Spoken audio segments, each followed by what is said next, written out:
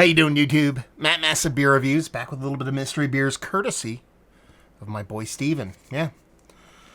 Let's see what's in this sucker. This one has me a little bit nervous, because, as you can see, black top. Usually, you're talking about a big beer.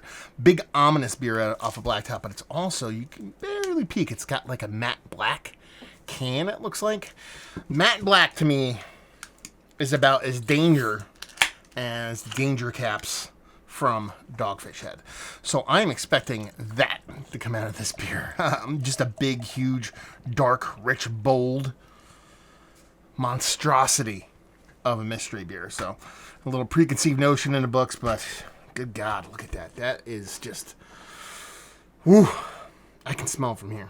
Big malt bomb, gigantic, absolutely fantastic wrapping from an aesthetic, viewpoint. It looks pretty. It is a red hot nightmare to get off, which may be purposeful on Steven's part, but I love the trolling, buddy. What can I say? I appreciate it. So yeah, this beer looks gigantic. It looks like something that just, I don't know what to tell you. Big, huge, barrel-aged milk stout. That's kind of the vibe I'm getting from it right now. Thick as it could be, living nice legs on it. Nice, rich, what I like my coffee to look like, colored head. Steven, get a nose.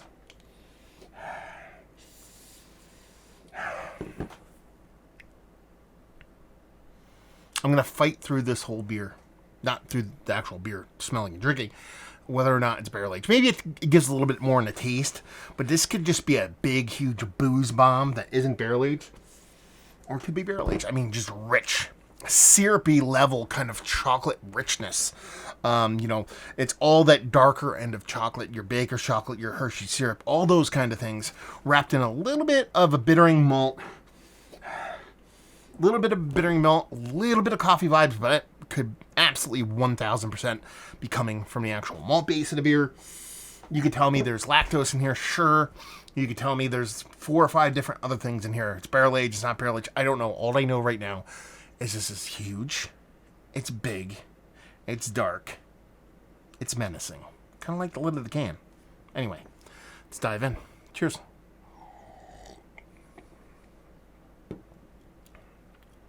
I'm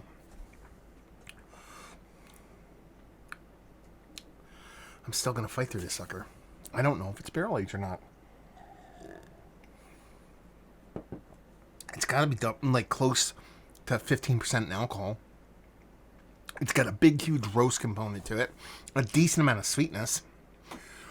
The way that roasted malt comes off and the way the sweetness comes off is either a big, huge, boozy Core 4 beer, or it's a nice, big, rich imperial stout that's been aided by the barrel, the char, and the actual spirit itself.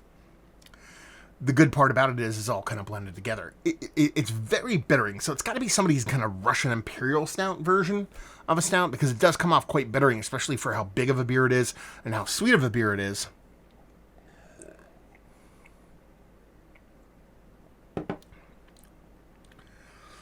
Yeah. There's definitely some kind of...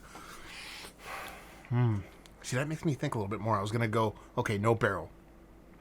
Then I was going to say, but there's definitely some kind of like vanilla lactose thing to it. That could be the barrel also. It just doesn't have that inherent spirit characteristic to it, though. There's no kind of telltale kind of bourbon character or Scotch barrel character or Scotch spirit, I should say. The barrel characteristic is kind of there, but I don't think it's barrel aged. I think it's a big, huge, roasty Russian Imperial Stout base. I don't think they call it a Russian Imperial Stout because I think there's something else in there. I think there is vanilla. I think there's a vanilla or vanilla-like component. Marshmallow, I don't think so. Coconut, maybe. Could be getting some coconut vibes on here, but the head was pretty beautiful on this. Coconut usually kills that pretty quickly. Man, I have no idea.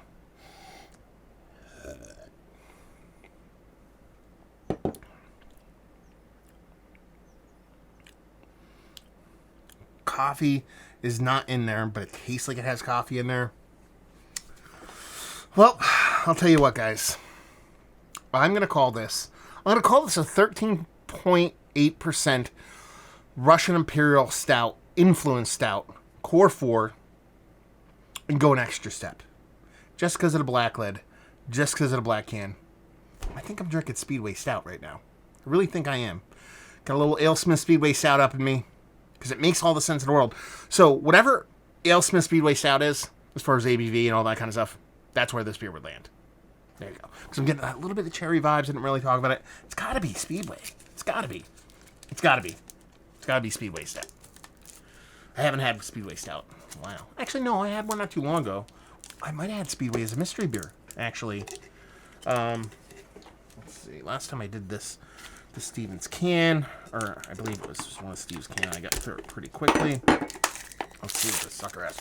It's not. See, I tried to be too cool for school. This is Agamemnon, I think, is what it is, from Omnipolo, which is barrel-aged. I just didn't think this was going to be barrel-aged. And it's oddly enough, who sent me the beer? I forget who sent me the beer. Someone sent me a beer from New Brewery. And I've reviewed this beer before, actually, when it was in a bottle, though. Let me see what we got going on here. Get it all the way up. There you go. Okay, done and done. So what do we have? We have Omnipolo Agamemnon, Imperial Stout brewed with maple syrup. Didn't get the maple syrup all that much. And natural flavor added, 12.5%. Wasn't that far off in the ABV. Done and done.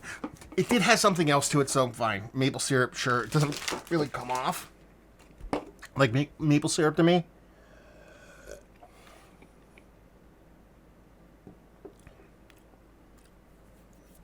Not really, honestly. A little bit of coffee vibes, but this is delicious beer.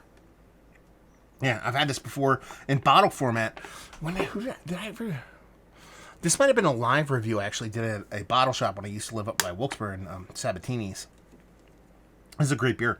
Man, I thought it was barrel-aged.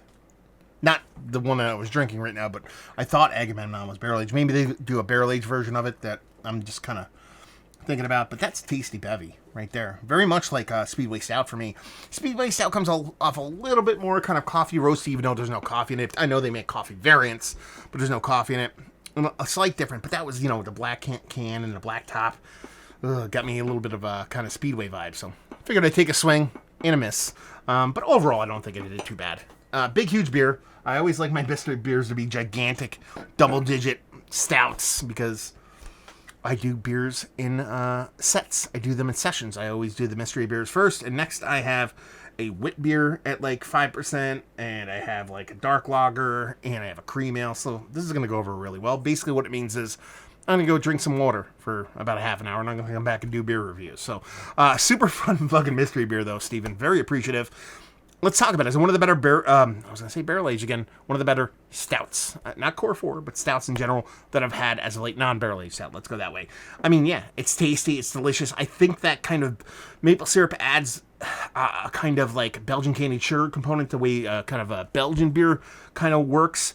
In that it just elevates the kind of malt base a little bit, just becomes a little bit sweeter, not overly bittering, stuff like that. So that's where I think this really kind of shines, is that maple syrup elevates the beer as opposed to maple syrup becoming like a calling card of the beer, which I kind of dig. Value to availability, I have no idea about this. It's probably like $6 to $8 a can, I'm assuming.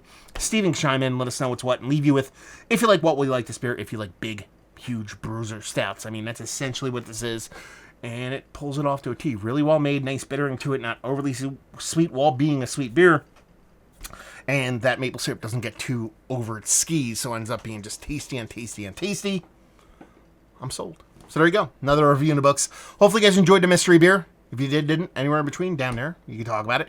If you'd like to send mystery beers, you're more than welcome. You can reach me at matt@massivebeers.com or massivebeers@gmail.com. Either way works. And leave you with, if you like what you like this beer. I heard you said that. What the fuck's wrong with me? Anyway, what was I going to say? Jesus Christ. Hopefully you guys enjoyed the review. Good God. Agamemnon has me going 6 ways to Sunday. It's the first beer I had in 3 days. Maybe that's why I'm throwing off. Anyway, hopefully you guys enjoyed the review. Hopefully you're enjoying a little bit of Agamemnon right now. I'll see you next time. Cheers.